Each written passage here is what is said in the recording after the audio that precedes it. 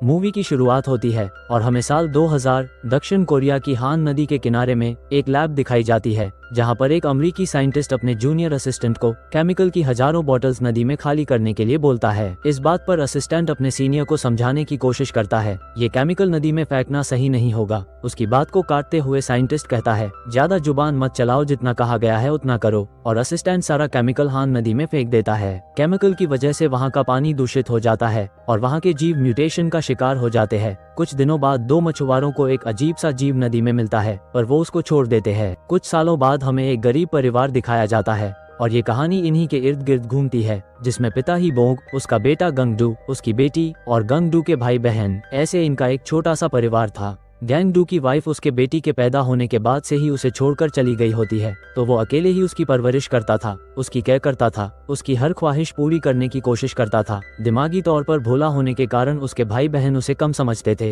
ये परिवार आम और संघर्ष भरी जिंदगी जी रहा होता है। वो हान नदी के किनारे अपनी एक फूड स्टॉल की दुकान चलाते थे, जहाँ पर लोग घूमने आते थे। एक दिन हर रोज की तरह गंगडू अपने कस्टमर्स को बियर और कुछ खाना देने जाता है। तभी कुछ लोगों को पुल के नीचे एक अजीब सी चीज दिखाई देती है। वो लोग उसे देखने आगे बढ़ते हैं। तभी वो छिपकली जैसा क्रिएचर पानी में चला जाता है। जब गंगडू दूसरी तरफ देखता है तो वो भयानक मॉन्स्टर सीधा दौड़ते हुए किनारे के ऊपर आता है। बहुत से लोगों को पानी के अंदर फेंकता है। ये देखकर गंगडू अपनी जान बचाने के लिए इधर उधर भागता है। किनारे पर अफरा तफरी मचती है। सभी लोग अपनी जान बचाने के लिए भागते हैं, पर वो जालिम मॉन्स्टर बहुत से लोगों को खा जाता है। गंगडू उस जालिम राक्षस का बहादुरी से सामना करता है। उसकी पूंछ पर एक रॉड दे मारता है, जिसकी वजह से उसका खून उसके चेहरे पे आकर लगता है। वो राक्षस अब गंगडू के पीछे भागता है। इसी अफरा तफरी में गंगडू की बेटी, जो अपने नाना के साथ एक ट्रक में बैठी थी, वो बाहर आ जाती है। गंगडू भागते हुए आकर उसका हाथ पकड़ता है और अपने साथ ले जाने लगता है, पर आगे जाके गंगडू जब पीछे देखता है तो उसके हाथों में उसकी बेटी का हाथ ना होकर किसी दूसरी बच्ची का हाथ होता है और उसकी बेटी मॉन्स्टर के सामने ही गिरी हुई होती है। अब वो मॉन्स्टर उसकी बच्ची को उठाकर अपने साथ पानी में ले जाता है। गंगडू उसे बचाने की कोशिश करता है, उसके पीछे पानी में कूद जाता है, पर कोई फायदा नहीं होता। एक जगह पर उस हादसे में मरने वालों की तस्वीरें लगाई जाती है।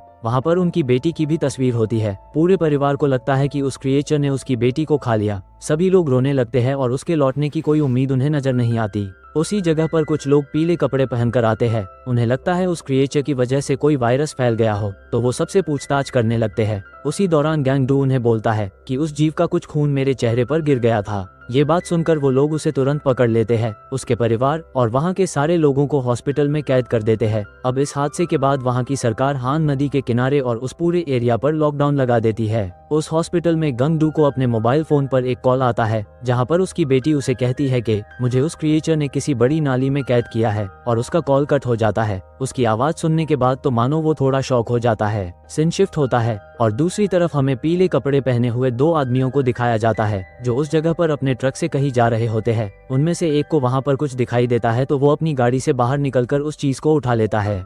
तभी मॉन्स्टर उन पे हमला करके उन्हें मार देता है और उनकी बॉडी वो उसी नाली में लाकर फेंकता है जहाँ पर गंगडू की बेटी होती है। वो वहाँ पर नाले में बने एक बड़े से गड्ढे में छुपी हुई होती है, जिसकी वजह से वो जीव उसे देख नहीं पाता। जब वो मॉन्स्टर चला जाता है तो वो बाहर आकर उस आदमी की बॉडी को देखती है। उसे लगता है ये जिंदा होगा, पर वो तो कब का मर चुका होता है। वो उसकी जेब से मोबाइल निकाल लेती है और वापस उस बड़े गड्ढे में चली जाती है। दूसरी तरफ हमें हॉस्पिटल का सीन दिखाया जाता है, जहाँ पर गंगडू एक ऑफिसर को अपने बेटी का कॉल आने की और उसके जिंदा होने की बातें बताता है, पर वो ऑफिसर उसकी बात का विश्वास ना करते हुए उसको पागल बोलता है। तो उसका भाई बीच में आकर उस ऑफिसर को बोलता है, तुम लोग जिस नंबर से कॉल आया उसको ट्रेस करो। तो वो पुलिस वाला उसकी बात को ये कहकर टाल देता है कि अब मैं एक पागल की बातों में आकर कॉल ट्रेस करूं। ये सुनने के बाद गंगडू का भाई गुस्सा होता है, उस ऑफिसर के साथ झगड़ा करने लगता है। बीच में गंगडू की बहन भी आती है, पर वो ऑफिसर फिर भी नहीं मानता। उसको गंगडू की बातें बकवास लगती है, तो वो मदद करने से साफ इनकार करता है। उनकी मदद करने के लिए कोई भी तैयार नहीं होता, तो अब वो खुद ही बेटी को बचाने के लिए एक प्लान बनाते हैं। वो लोग हॉस्पिटल के स्टाफ को चकमा देकर वहाँ से भागने की कोशिश करते हैं, पर वहाँ की एक लेडी स्टाफ गंगडू को उसके बालों की वजह से पहचान लेती है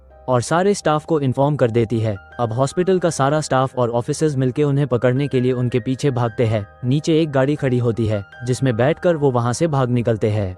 और जिन लोगों ने उनकी भागने में मदद की उनको थोड़े पैसे दे देते हैं और बदले में उनसे कुछ सामान अपनी जरूरतों की चीजें ले लेते हैं। उनके पास हान नदी का एक नक्शा भी होता है। अब उनका प्लान ये था कि वो उस नक्शे के जरिए अपनी बच्ची को ढूंढेंगे। अब वो लोग अपनी गाड़ी में बैठकर वहाँ से उस जगह के लिए निकलते हैं जहाँ से उनकी बच्ची को वो मॉन्स्टर उठा के ले गया होता है। पर बीच में उन्हें चेक पोस्ट दिखता है। पुलिस वाले उन्हें रोक लेते हैं, पर उनके जैसे कपड़े और मास्क होने की वजह से पुलिस वाला उन्हें अपनी आईडी दिखाने के लिए बोलता है। सिचुएशन को समझते हुए गंगडू के पिता उसे थोड़े पैसे देते हैं और आगे बढ़ जाते हैं। आगे जाकर वो नदी के हर कोने हिस्से में अपना सर्च ऑपरेशन चालू कर देते हैं, पर उन्हें अब तक कुछ भी नहीं मिला होता। एक जगह पर उन्हें कुछ आवाज आती है। उन्हें लगता है वो मॉन्स्टर उनके पास है। वो अपनी बंदूक से फायरिंग भी करते हैं, पर वहाँ कुछ नहीं होता। उसी जगह एक पिता और उसका छोटा बेटा भी होता है। वो इनको देखकर छुप जाते हैं। दोनों को भूख लगी होती है तो वो दोनों अपने खाने का इंतजाम करने के लिए एक दुकान में जाते हैं और वहाँ की सारी खाने पीने की चीजें चुराकर अपने साथ लेकर बाहर आते हैं। पर किस्मत इतनी खराब होती है कि वो मॉन्स्टर उनके पीछे लग जाता है और उन्हें मारकर अपने साथ ले जाता है। गंगडू, उसके पिता और उसके 2 भाई बहन उसी जगह पर आते हैं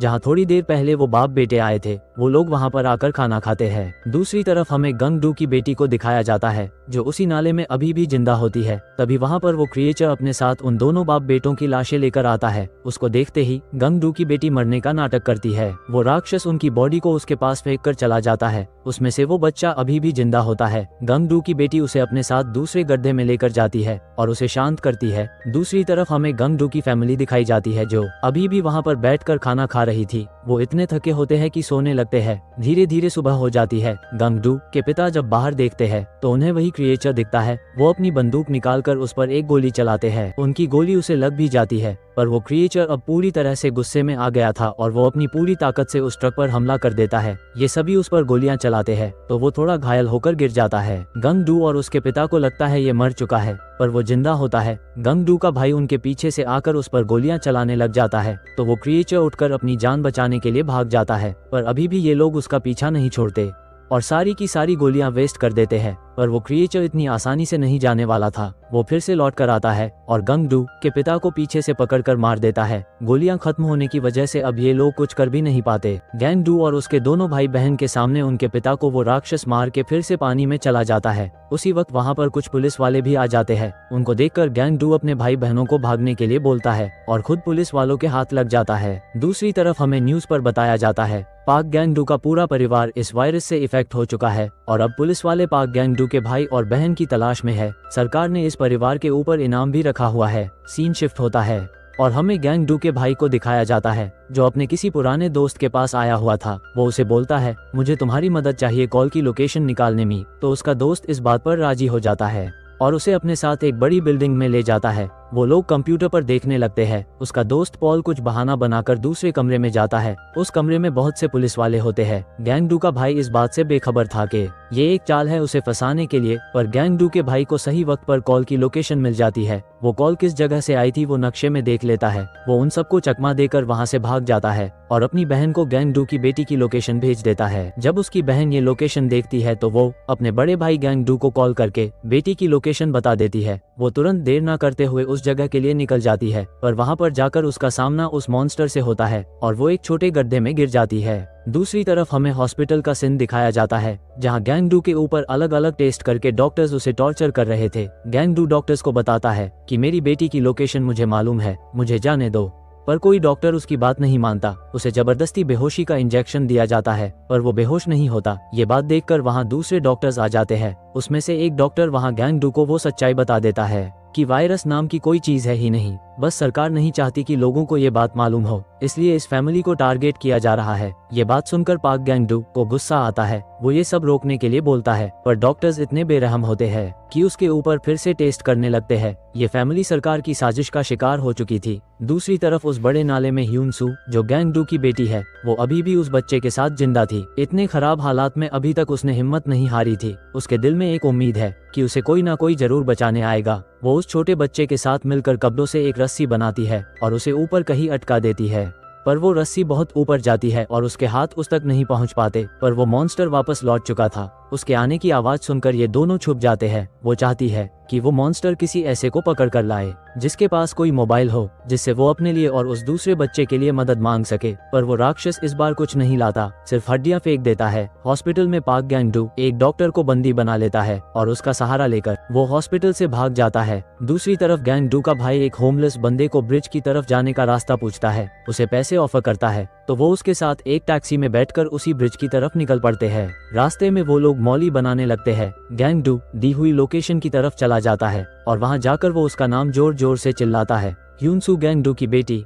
उसी गड्ढे में अभी तक जिंदा होती है। वो मॉन्स्टर भी वहीं पर सोया हुआ होता है और उसके ठीक ऊपर रस्सी लटकी हुई होती है। यूनसू थोड़ा सोचती है, फिर वो मॉन्स्टर के ऊपर से दौड़ते हुए जाकर उस रस्सी को पकड़ लेती है। पर नसीब इतना खराब था कि वो मॉन्स्टर उसे अपनी पूंछ से पकड़ लेता है और नीचे जमीन पर रखता है। अब दूसरा कोई रास्ता ना होने की वजह से वो अपनी जान बचाने के लिए फिर से उस गड्ढे की तरफ भागने लगती है, पर वो मॉन्स्टर झपट्टा मारकर गैंगडू की बेटी और दूसरे बच्चे को खा जाता है। थोड़ी देर बाद गैंगडू उसी जगह आ जाता है जहाँ पर उसकी बेटी थी, पर अब बहुत देर हो चुकी थी। वो नीचे उतरने लगता है, पर तभी ऊपर से वो मॉन्स्टर जाता है। उसके मुंह में अभी भी वो दोनों बच्चे थे। गैंगडू उसका पीछा करता है। वहाँ पर कुछ लोग प्रोटेस्ट कर रहे होते हैं। मॉन्स्टर जब उस भीड़ को देखता है तो वो सीधा उस भीड़ की तरफ जाता है। भीड़ में पुलिस वाले उस पर गोलियां चलाते हैं, पर उसको कुछ फर्क नहीं पड़ता। मॉन्स्टर पर गैस छोड़ी जाती है तो वो कुछ देर के लिए बेहोश हो जाता है।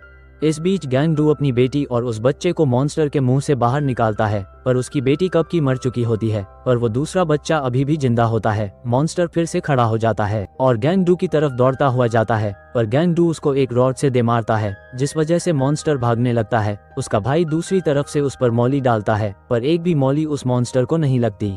तभी अचानक वो होमलेस बंदा ब्रिज के ऊपर से उस मॉन्स्टर पर पेट्रोल का पूरा डब्बा डालता है। गैंगडू के भाई के पास सिर्फ एक ही मौली बची हुई थी। वो उसको उस मॉन्स्टर के मुंह में डालने के लिए फेंकने जाता है, पर वो मौली उसके पीछे ही गिर जाती है। उसकी बहन पीछे से आती है और अपने तीर पर वो आग लगाकर उस मॉन्स्टर की आंख को अपना निशाना बना देती है। वो मॉन्स्टर जलने लगता है। वो अपनी आग बुझाने के लिए पानी की तरफ दौड़ता है, पर सामने से गैंगडू आकर उसके मुंह में सीधा रॉड घुसा डालता है। इस वजह से वो मॉन्स्टर मारा जाता है। अब यूनसू मर चुकी होती है। इस बात से सभी लोग दुखी हो जाते हैं, पर गैंगडू उस बच्चे को अपना लेता है और उसे अपने साथ घर ले जाता है। इसी के साथ ये कहानी यही खत्म हो जाती है। और हाँ, वीडियो थोड़ा भी अच्छा लगा हो तो लाइक और सब्सक्राइब करना ना भूले। मैं मिलता हूँ आपको किसी दूसरी कहानी में। तब तक के लिए अपना और अपने घर वालों का ख्याल रखना।